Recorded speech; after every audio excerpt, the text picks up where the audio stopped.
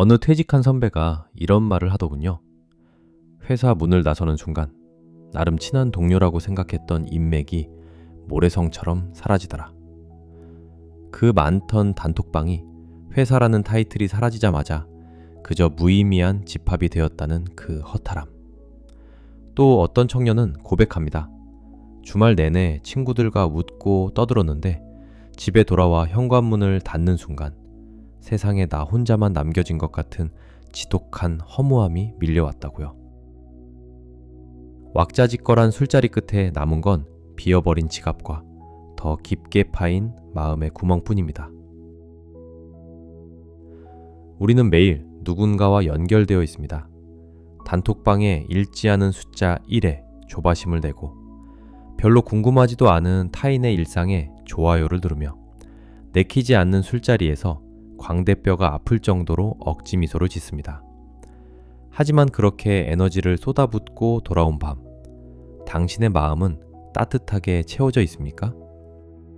아니면 형체 없는 피로감에 좀먹고 있습니까?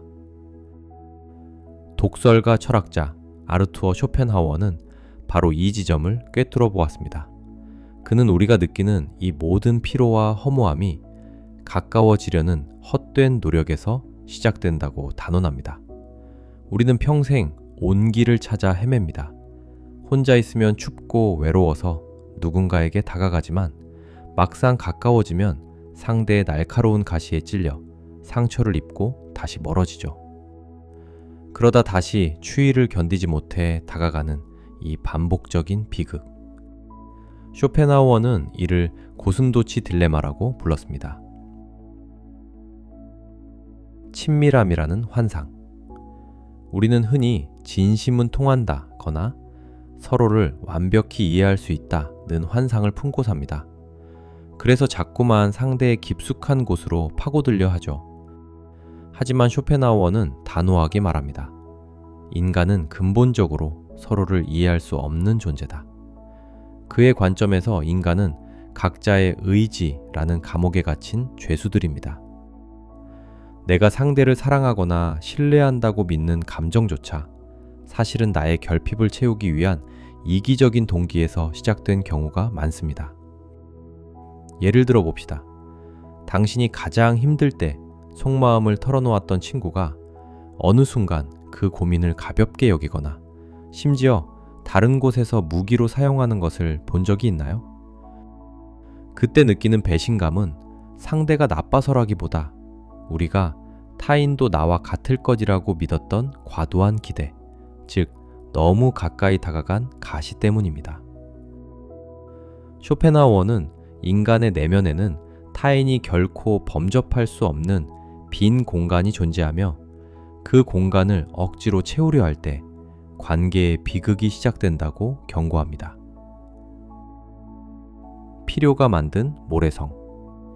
현대인의 삶을 지배하는 비즈니스적 인간관계는 쇼펜하우어가 말한 허무의 정점입니다. 직장에서, 동호회에서 혹은 사업을 하며 맺는 수많은 인연들. 우리는 그들과 웃으며 밥을 먹고 안부를 묻지만 사실 그 관계의 밑바닥에는 이익이라는 차가운 계산기가 놓여 있습니다. 쇼펜하우어는 말했습니다. 대다수의 인간관계는 상호 간의 필요에 의해 유지되는 가면극이다. 한번 상상해 보십시오. 오늘 당신이 갑자기 직장을 그만두거나 가진 재산을 모두 잃는다면 지금 당신 곁에 있는 사람들 중 몇 명이나 남을까요? 비즈니스 관계의 가혹함은 필요가 사라지는 순간 어제까지 형제처럼 굴던 동료가 남보다 못한 사이가 된다는 점에 있습니다. 당신이 가진 기능이나 조건이 사라지면 그들은 미련 없이 다음 대상을 찾아 떠납니다. 허무함은 바로 여기서 옵니다. 우리는 이 가면극을 유지하기 위해 너무 많은 감정 노동을 합니다. 친구의 기분을 살피고 직장 동료의 비위를 맞추며 정작 나 자신의 내면은 텅 비어갑니다. 쇼펜하우어는 인맥을 위해 자신의 영혼을 깎아먹는 행위를 가장 어리석다고 비웃었습니다. 결국 그들이 사랑하는 것은 당신이 아니라 당신이 제공하는 편익일 뿐이니까요. 고상한 거리두기와 난로의 철학. 그렇다면 우리는 이 추운 세상에서 평생 홀로 떨며 살아야 할까요? 쇼펜하우어는 무조건적인 단절이 아니라 현명한 거리두기라는 처방전을 내놓습니다. 그는 인간관계를 난로에 비유했습니다. 지혜로운 사람은 적당한 거리에서 난로를 쬐며 몸을 녹이지만 어리석은 사람은 난로 속으로 뛰어들어 화상을 입는다. 이 처방전을 우리 일상에 어떻게 적용할 수 있을까요? 첫째, 30%의 여백을 두십시오. 직장 동료나 지인에게 나의 모든 고민과 비밀을 털어놓지 마십시오.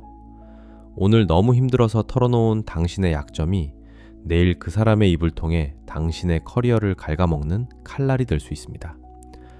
이 사람만큼은 다르겠지 라는 생각은 위험합니다. 친절하되 신중하십시오. 적당한 거리에서의 예의는 당신을 보호하는 가장 튼튼한 갑옷입니다. 둘째, 정중한 거절의 근육을 키우십시오. 모든 모임에 참석해야 인맥이 유지된다는 강박에서 벗어나야 합니다. 가기 싫은 술자리에 앉아 억지로 웃어주는 시간은 당신의 생명력을 낭비하는 일입니다. 쇼펜하우어는 타인에게 잘 보이기 위해 자신을 희생하는 것이야말로 자존감을 파괴하는 지름길이라고 했습니다. 오늘은 혼자만의 시간이 필요합니다. 라고 말하는 용기가 당신의 가치를 높입니다. 셋째, 관계의 목적을 명확히 하십시오. 비즈니스 관계라면 철저히 비즈니스로 대하십시오. 거기서 우정이나 깊은 정을 기대하니까 상처를 받는 것입니다. 상대가 나를 이용하듯 나도 상대를 통해 목적을 달성하면 그뿐입니다. 그 이상의 감정적 기대를 버릴 때 역설적으로 당신은 관계에서 자유로워질 수 있습니다. 고독은 지혜로운 자의 운명이다. 쇼펜하우어 철학의 종착역은 결국 고독입니다. 하지만 그가 말하는 고독은 우리가 흔히 생각하는 누군가에게 버림받거나 소외된 외로움과는 그 본질부터가 다릅니다. 그는 이를 고귀한 홀로있음, 솔리튜드이라 불렀습니다. 쇼펜하우어는 이런 파격적인 말을 남겼습니다. 인간은 홀로 있을 때만 온전히 자기 자신일 수 있다. 그러므로 고독을 사랑하지 않는 자는 자유를 사랑하지 않는 자와 같다. 외로움이라는 감옥, 고독이라는 요새. 왜 많은 이들이 혼자 있는 시간을 견디지 못하고 끊임없이 스마트폰을 뒤적거리거나 의미 없는 모임으로 도망치는 걸까요? 쇼펜하우어는 그 이유를 내면의 빈곤에서 찾았습니다. 내면이 가난한 사람에게 고독은 자기 자신이라는 보잘것없는 존재와 마주해야 하는 고통스러운 시간입니다. 그래서 그들은 그 소음 없는 정적을 견디지 못하고 타인의 목소리로 자신의 빈 공간을 채우려 합니다.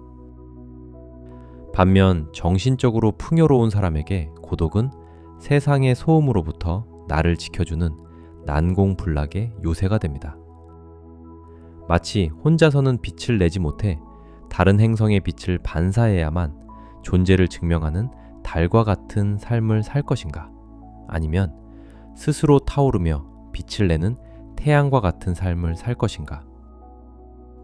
쇼펜하우어는 우리에게 묻고 있습니다. 당신의 빛은 어디에서 오고 있습니까? 사회적 가면을 벗는 해방감. 우리는 사회라는 무대 위에 서 있는 배우들입니다. 직장에서는 유능한 직원으로, 가정에서는 헌신적인 부모로, 친구들 앞에서는 유쾌한 동료로 살아가죠. 이 사회적 가면을 유지하기 위해 우리는 얼마나 많은 에너지를 소모하고 있나요? 타인의 기대를 저버리지 않기 위해 내 본연의 모습은 억누른 채 남들이 원하는 대사를 읊조리며 살고 있지는 않습니까? 고독은 바로 그 무거운 의상을 벗어던지는 유일한 시간입니다. 아무도 나를 평가하지 않고 아무도 나에게 무엇이 되라고 강요하지 않는 시간. 오직 나만의 진실과 마주하는 그 순간에야 비로소 우리는 자유라는 단어의 진짜 의미를 깨닫게 됩니다. 쇼펜하우어는 이 해방감을 정신적인 사치라고 라고 표현했습니다. 세상의 모든 보석보다 귀한 나 자신을 온전히 소유하는 시간 말입니다. 고독을 근육처럼 단련하는 법. 그렇다면 우리는 어떻게 이 고독의 단계로 나아갈 수 있을까요? 쇼펜하우어는 매일 조금씩 혼자 있는 근육을 키우라고 조언합니다. 오늘부터 한번 시도해 보십시오. 단 1시간만이라도 세상과의 연결을 완전히 끊어보는 것입니다. 스마트폰을 다른 방에 두고 텔레비전을 끄고 누구의 시선도 의식하지 않은 채 오로지 당신의 오감에만 집중해 보세요. 처음엔 지독한 어색함과 불안이 찾아올 것입니다. 나만 뒤처지는 건 아닐까? 누가 나를 찾으면 어떡하지? 같은 잡념들이 당신을 괴롭힐 겁니다. 하지만 그 파도를 견디고 나면 그 정적 속에서 당신은 비로소 타인의 요구가 아닌 당신의 내면이 진짜 원하는 목소리를 듣게 될 것입니다. 쇼펜하우어는 매일 긴 시간 혼자 산책하며 자신의 개와 대화하고 사색에 잠겼습니다. 그는 그 시간을 통해 세상의 비난과 냉대 속에서도 흔들리지 않는 단단한 철학을 완성했습니다. 당신에게도 그런 성소가 필요합니다. 타인이 침범할 수 없는 당신만의 내면적 공간 말입니다. 고독은 지혜로운 자의 운명이다. 결국 지혜가 깊어질수록 인간은 고독해질 수밖에 없습니다. 이는 슬픈 결말이 아닙니다. 오히려 세상을 객관적으로 바라볼 수 있는 눈을 가졌다는 증거입니다. 군중 속에 섞여 있을 때 우리는 눈이 멀지만 홀로 떨어져 있을 때 비로소 숲 전체를 볼 수 있습니다. 고독은 형벌이 아닙니다. 그것은 타인에게 휘둘리지 않는 단단한 자아를 가진 자에게만 허락된 위대한 특권입니다. 당신이 혼자 있는 시간을 즐기기 시작했다면 당신은 이제 타인의 노예가 아닌 자기 인생의 주인으로 살 준비가 된 것입니다. 세상의 가시에 찔려 아파하기보다 당신만의 고요한 바다로 깊이 잠수해 들어가십시오. 그곳에 당신이 그토록 찾아 헤매던 평온과 진정한 나 자신이 기다리고 있을 것입니다. 쇼펜하우어의 말은 차갑지만 그 이면에는 인간에 대한 깊은 연민이 담겨 있습니다. 우리는 모두 아프고 추운 존재들임을 인정하는 것. 그래서 서로에게 너무 무리한 요구를 하지 않는 것. 오늘 밤 당신의 관계를 한번 점검해 보세요. 너무 가까이 다가가 피를 흘리고 있지는 않은지, 혹은 너무 멀어져 얼어붙어 있지는 않은지, 적당한 거리를 유지한 채 서로의 존재를 묵묵히 지켜봐 주는 것. 그것이 우리가 이 험난한 생을 함께 완주할 수 있는 유일한 지혜일지도 모릅니다. 당신의 고독이 부디 외로움이 아닌 평온함이 되기를 바랍니다. 바쁜 일상 속에서 잠시 멈춰서는 곳, 사유의 닷입니다. 오늘 영상이 여러분의 마음에 어떤 물결을 일으켰는지 궁금합니다. 지금 채널을 구독하고 영상 내용 중 당신의 마음을 가장 깊게 찌른 한 문장과 그 이유를 댓글로 들려주세요. 추첨을 통해 5분께는 사유의 시간을 채워줄 따뜻한 커피를, 가장 큰 울림을 주신 한 분께는 쇼펜하우어의 지혜가 담긴 도서 한 권을 보내드립니다. 당신의 귀한 문장들을 기다리고 있겠습니다. 다음 시간에 더 도움이 되는 주제로 뵙겠습니다. 감사합니다.